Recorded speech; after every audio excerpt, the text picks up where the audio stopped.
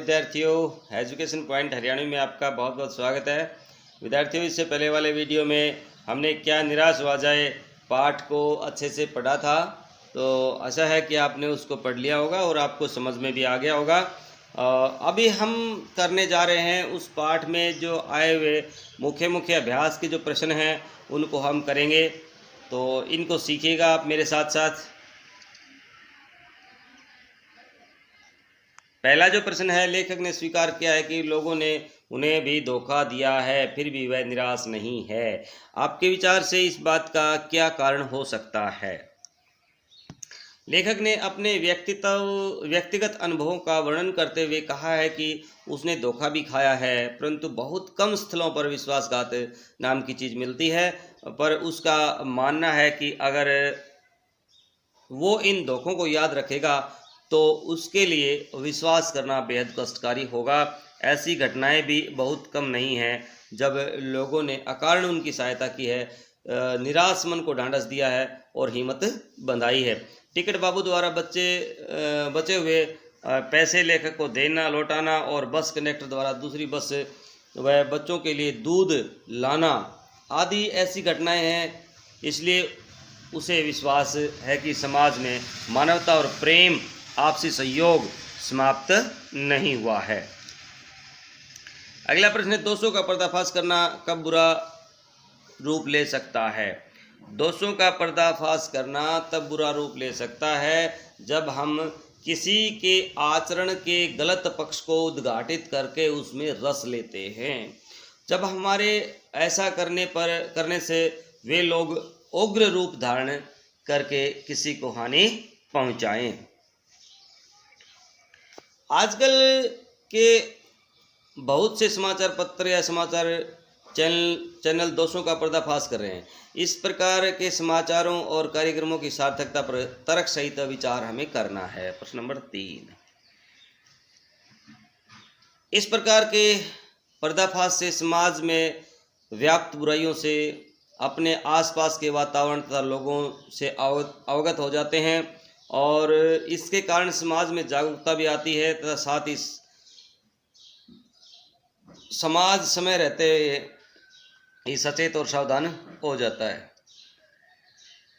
अगला प्रश्न है, निम्नलिखित संभावित परिणाम क्या क्या हो सकते हैं? भाई आपस में चर्चा कीजिए। ईमानदारी को मूर्खता का पर्याय समझा जाने लगा है। परिणाम भ्रष्टाचार बढ़ेगा।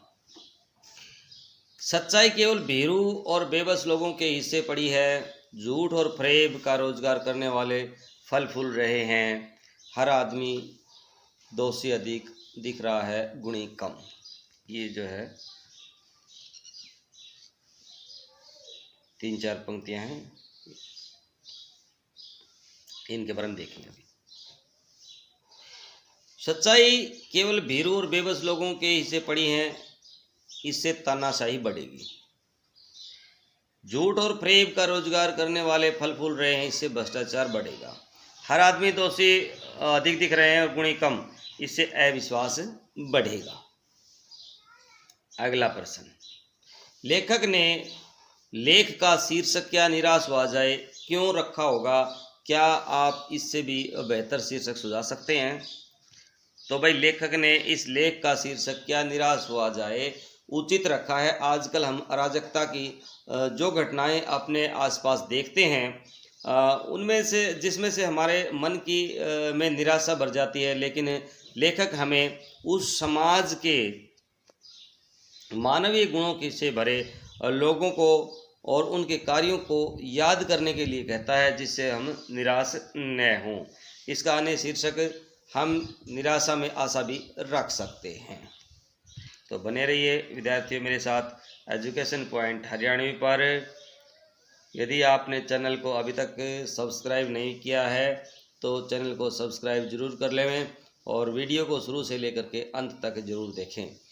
यदि क्या निराश हुआ जाए के बाद कोई विराम चिन्ह लगाने के लिए कहा जाए तो आप दिए गए चिन्हों में से कौन सा चिन्ह लगाएंगे?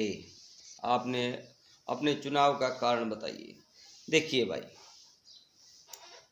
पहला जो चिन्ह है ये जिसको हम बोलते हैं डैश योजक चिन्ह है, अल्प विराम है, पूर्ण विराम है, कोमा है, फुल स्टॉप जिसको बोलते हैं, क्वेश्चन मार्क है, अर्ध विराम है, फिर योजक है। यानी कौन सा चिन्ह आप लगाना पसंद करेंगे? तो क्या निराश हुआ जाए के बाद में प्रश्न चिन्ह क्या निराश हुआ जाए लगाना उचित समझता हूँ। देखिए क्वेश्चन मार्क लगा रखा है। समाज में व्यापक बुराइयों के बीच रहते हुए जीवन में जीने के लिए सकारात्मक दृष्टि जरूरी है, यानी हमारी दृष्टि सकारात्मक ही होनी चाहिए। आदर्शों की बातें करना तो बहुत आसान है, पर उन पर चलना बहुत कठिन है। क्या आप इन बातों से सहमत हैं? तो उत्तर दीजिए तर्क सहित। आदर्शों की बातें करना तो बहुत आसान है, पर उन पर चलना बहुत कठिन है।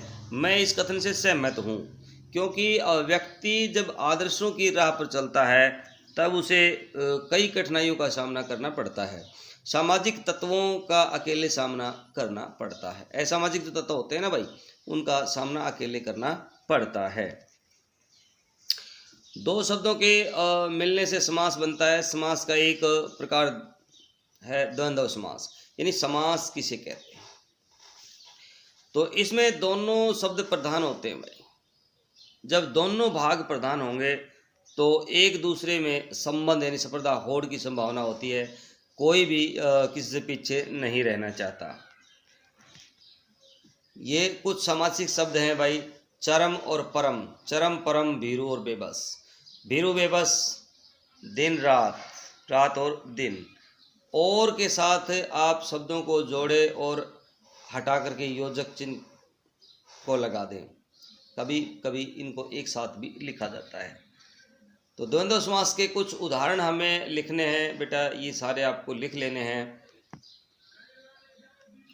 सुख दुख, सुख और दुख। ये देखो इस तरफ विग्रह है, उस तरफ समासिक शब्द है। भूख और प्यास, तो ये विग्रह है, भूख प्यास। हंसना रोना, हंसना और रोना, आते जाते, आते और जाते। राजा रानी, राजा और रानी। चाचा चाची, चाचा और चाची। झूठा सच, सच्चा झूठा, झूठा और सच्चा और झूठा। पीना खाना, ये पीना खाना है भाई, नहीं सॉरी सही है, पाना और खोना, तो पाना और खोना। पाप पुण्य, पाप और पुण्य। स्त्री पुरुष, पुरुष और स्त्री और पुरुष। राम सीता, सीता और राम, या राम और सीता। आना जाना, आना और जाना। तो विद्यार्थियों बने रहिए मेरे साथ एजुकेशन पॉइंट हरियाणवी पर। इससे मैं अगला वीडियो आपके लिए बहुत जल्द लेकर के आऊँगा। तब तक आप इसको अच्छी तरह से राइट डाउन कर लीजिएगा, याद कर लीजिएगा, और बने रहिए मेरे साथ एजुकेशन पॉइंट हरियाणवी पर। मैं बहुत जल्द आपके लिए अगला वीडियो लेकर के आने वाला हूँ। जय हिंद, जय भारत।